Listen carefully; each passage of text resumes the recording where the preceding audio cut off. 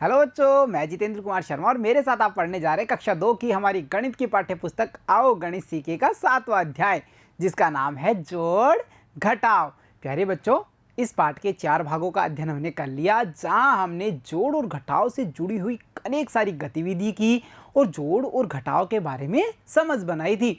आपको याद होगा भाग संख्या 4 में हम गए थे एक घर में, जहां बरामदे में 1 से लेकर के 100 तक की गिनतियां लिखी हुई थी। हमने उन गिनतियों वाले जो कॉलम थे, खाने थे, उन पे जंप भी की थी और जोड़ को गणित में कैसे लिखा जाता है इसके बारे में समझ भी बनाई थी। बच्चों, आज हम फिर उस बरामदे में चलेंगे और कूदेंगे संख्याओं पर और संख्याओं के जोड़ करेंगे। तो चलो चलते हैं कुछ बच्चों के साथ में बरामदे पे, जहां पर बच्चे बरामदे में संख्याओं पर कूद कूद करके जोड़ को सीख रहे हैं। बच्चों, सबसे पहले हम मिलते हैं प्यारे से बच्चे कबीर से। अब यहाँ देखिए, कबीर 7 पर खड़ा है, यानी वो कौन सी संख्या पर खड़ा हुआ है?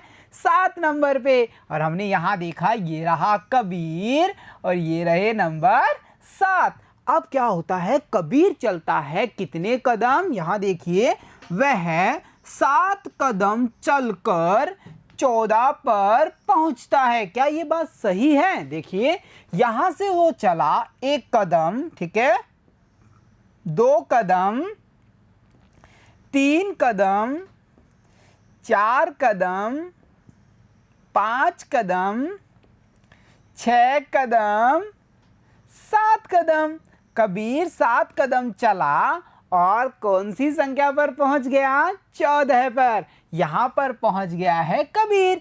तो बच्चों, हम क्या कह सकते हैं? हम ये कह सकते हैं कि 7 में 7 जोड़े कितने हुए? 14 हुए। यहाँ थे 7, उसके बाद में 7 और कहाँ पहुँचे?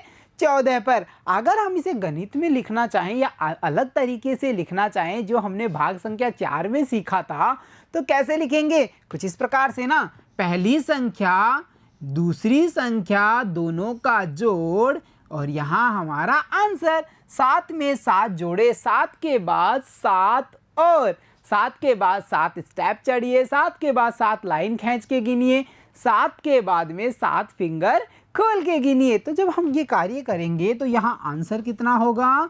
वो होगा 14। तो कबीर से हम मिले जो 7 पे था, 7 कदम चला और 14 पर पहुंच गया, यानी 7 में 7 और कुल हुए 14। इसी प्रकार प्यारी सी बच्ची राधा 51 पर खड़ी है। सबसे पहले हमें राधा को ढूंढना होगा। ये रही राधा, और वो कौन सी संख्या पर खड़ी है? वो खड़ी है संख्या 51 पर। वह 11 कदम चलकर 62 पर पहुंचती है। क्या ये बात सही है? चलो चेक करें। 11 कदम जंप करें। 1 कदम, 2 कदम, 3 कदम, 4 कदम, 5 कदम, 6 कदम, 7 कदम, 8 कदम, 9 कदम, 10 कदम, 11 कदम। यहाँ 11 कदम चलने पर कहाँ पहुँचे हम? हम पहुँच चुके हैं संख्या 62 पर। तो हम क्या कह सकते हैं कि 51 में अगर 11 जोड़ते हैं तो टोटल कितने होते हैं? 62 होते हैं। 51 के बाद में आप काउंटिंग कीजिए 11 और।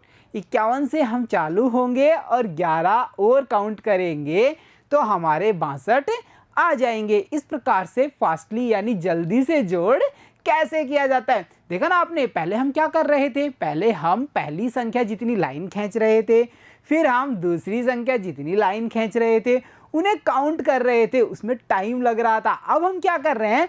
पहली संख्या से काउंटिंग स्टार्ट कर रहे हैं और जो दूसरी संख्या है उतने कदम आगे की काउंटिंग तक रुक जा रहे हैं और हमारा आंसर आ जा रहा है। आ रहा है ना हमारा आंसर? तो बच्चों, इस प्रकार से हम यहाँ बरामदे की सहायता से जोड़ को कर पा रहे हैं। इसी प्रकार इन बच्चों से हम मिले। अब हम मिलते हैं प्यारी सी बच्ची जमुना से। और जमुना देखिए 67 पर खड़ी है।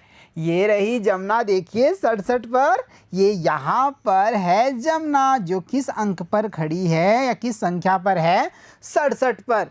वह 23 कदम चलकर 90 पर पहुँचती है। यहाँ से 23 कदम यानी 1, 2, 3 4 5 6 7 8 9 10 11 12 13 14 15 16 17 18 19 20 21 22 23 कदम खत्म। 23 ही चलने थे ना, ये 24 चलने हैं, 23 ही चलने हैं। हम पहुंचे कितने पे? 90 पे। तो क्या यहाँ पर लिखा हुआ सही है कि 67 के बाद में 23 कदम और टोटल कितने होंगे? 90 होंगे। तो हमने यहाँ लिखा 67 जमा 23 टोटल कितने? 90। तो इस प्रकार से जोड़ का पता किया जाता है। अब बच्चों हम मिलते हैं एक और बच्चे से जिसका नाम है दिनेश, और दिनेश 43 यानी 43 पर खड़ा है और वह 6 कदम चलकर 49 या 49 पर पहुंचता है। ठीक है बच्चों, कहाँ खड़ा है दिनेश? 43 पे। ये रहे 43। यहाँ से हम 6 कदम चलेंगे। 1 कदम, 2 कदम, 3 कदम, 4 कदम, 5 कदम, 6 कदम। बहुत बढ़िया। और हम कहाँ पहुँचे? हम पहुँचे 49 या 49 पर। बच्चों तो हम क्या कह सकते हैं? 43 के बाद में 6 और टोटल कितने होंगे? 49 होंगे। 43 के बाद में 6 फिंगर खोल के काउंट कर सकते हैं। 44 45 46 47 48 49 या 49। तो हम पहुंच गए ना 49 पर। तो बच्चों इस प्रकार से आपने देखा कि गणित में कैसे जोड़ों का पता किया जाता है। जैसे हमने पिछली कक्षा में चर्चा की थी ना, एक पेड़ पर 5 चिड़ियाएँ हैं, 2 चिड़ियाएँ और आई। तो कुछ उसी प्रकार से है कि दिनेश 43 पर खड़ा है, फिर 6 कदम और चलता है, तो 43 के बाद में 6 और हमने क्या किया? फिर इन्हें जोड़ दिया। तो इस प्रकार से हम पढ़ कर के भी पता कर सकते हैं कि इस सवाल में हमें क्या करना है, हमें जोड़ करना होता है। बच्चों इसी प्रकार से आप सोचिए कि अगर मैं 10 पे खड़ा हूँ या 10 सीढ़ी ऊपर खड़ा हूँ और मैं 2 सीढ़ी नीचे आ जाता हूँ, तो क्या हम यहाँ भी जोड़ करेंगे? सोचिए और बताइए। मैं या ऐसा देखिए कि मेरे पास 10 चॉकलेट हैं, मैं 2 चॉकलेट खा जाता हूँ, क्या मेरे पास अब कितनी चॉकलेट होंगी? इसके लिए हम क्या करें? जोड़ करें या फिर घटाव करें? सोचो और बताओ। यहाँ हम घटाव करेंगे। क्यों करेंगे? हमारे पास 10 थे जिनमें से 2 चले गए, और जहाँ पर कम हो जाते हैं, चले जाते हैं, घट जाते हैं, वहाँ हम क्या करते हैं?